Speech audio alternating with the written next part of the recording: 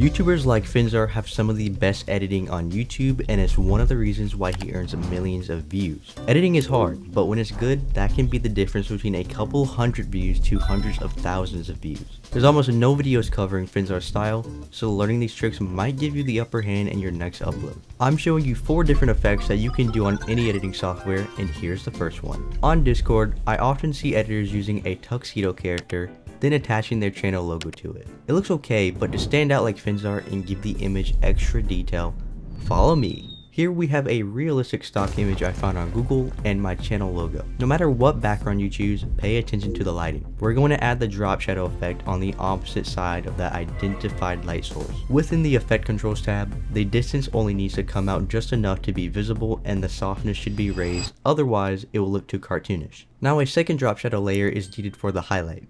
In my setting, the light's color is primarily white, so my second drop shadow layer should also turn white. Unlike the dark shadow, you want this to face the same direction as your light source. The softness can actually be reduced this time and distance should barely be visible. My channel logo is already more detailed, but the main ingredient that mixes the image with the environment is missing. Finzar adds this subtle but effective glowing layer to sell realism, and all you need is a white image. Simply mask the layer using the opacity effect according to the edge of the PNG so it looks similar to this, adjusting the opacity to somewhere in the 70s. You should feather to get rid of the sharp edges. What I love about this is the same effects can be applied to any image no matter the software, making your boring scene come alive.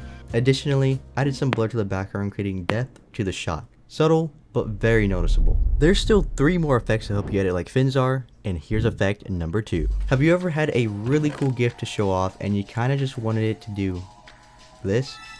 Finzar uses this shiny flash effect all the time, whether it's text or a PNG. So here's how to make it. A simple word like the name of your channel will work perfectly for this. The font that he uses is hold up, I actually have no idea. Let me go in his Discord. So does anybody know the font that Finzar uses by chance? Yeah, it's called, I think, Monster Rat, something like that. Montserrat? Yeah, he usually used that. I think I've seen it in videos. Well, thanks for the help. Okay, bro. Even after learning what font Finzar uses, I searched websites like DaFont and Adobe and just couldn't seem to download it into Premiere Pro, so I'm going to use Old Faithful, Impact Font. Bold. Color is up to your creativity, but copying from the reference, find linear gradient in your software's color picker and adjust your 2 points. The goal is to keep the bottom color similar to the top color, but darker, like orange against yellow, blue against cyan, or even gray against white. Backing up to effect number 1, everything you learned earlier about detailing can be added to the text, turning what was a simple piece of garbage into this beauty. So as for the flash itself, I added the effect called strobe light, which turns the entire image a singular color. I set the duration as 0 to lock it in place and started creating a mask in this shape. Enable your first keyframe on mask path starting up here, then all you need to do is drag the mask down past the text and Premiere automatically sets a keyframe for you. That's really not bad, but I think you'll want to play with these 3 settings and effect controls to create a more realistic feel. So you've made a profile picture effect and learned how to create a cool flash effect. With effect number 4, we're ramping things up, but I can assure you this one will help you to be more creative with your edits, thinking outside the box, which will lead to your first viral video. Hopefully.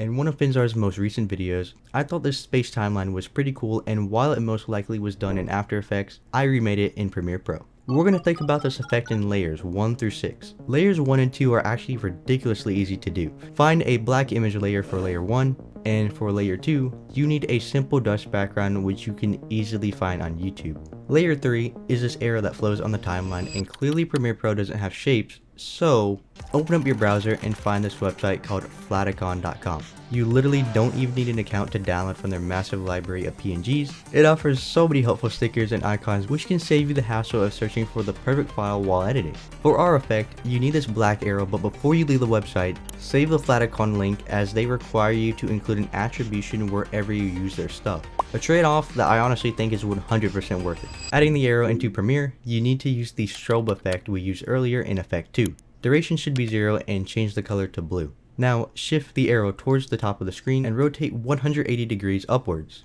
The arrow is missing a tail, so take an image layer of the same color found under the sticky note in the project menu. Unchecking the uniform scale box in effect controls, this will let you adjust the height and width to match the arrow. A lot of this effect is just nesting layers together, and if you don't know what nesting is, it's simple. Whenever you hover over 2 layers and right click, Premiere gives you the option to nest, making it as if this was just one image the entire time. So apply the nest to the arrow and blue line, then again, once you create a variation that is white and a little larger. Hey, I think the space timeline is pretty close to being done, just a few more touches.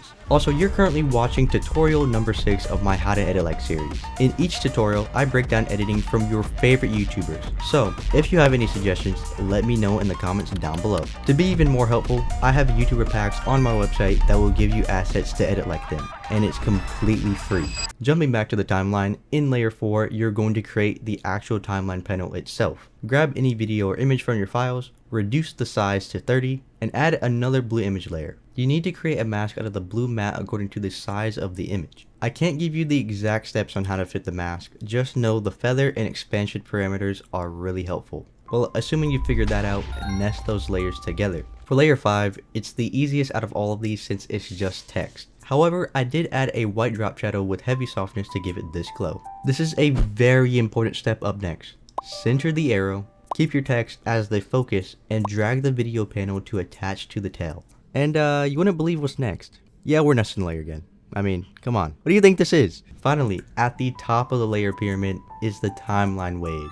Once again, you need a blue image, and we're going to stretch it out using width and height adjustments like I showed you earlier. Try to keep the line from being too big vertically as you need room for the previous layers. In the effects tab, search for wave warp. This pretty much animates the waving effect automatically, leaving you to decide the speed and height. Add white drop shadow with a lot of softness to create the white border, and effect 3 just might be done. Finzar did add 2 background elements like the subtle blur on the sides and the glow from a lens flare at the bottom of the screen, but that finishes the timeline. I would explain the animation, however, I'll leave that to you to figure out on your own time. But if you really want to level up your editing, check out the next video on the screen.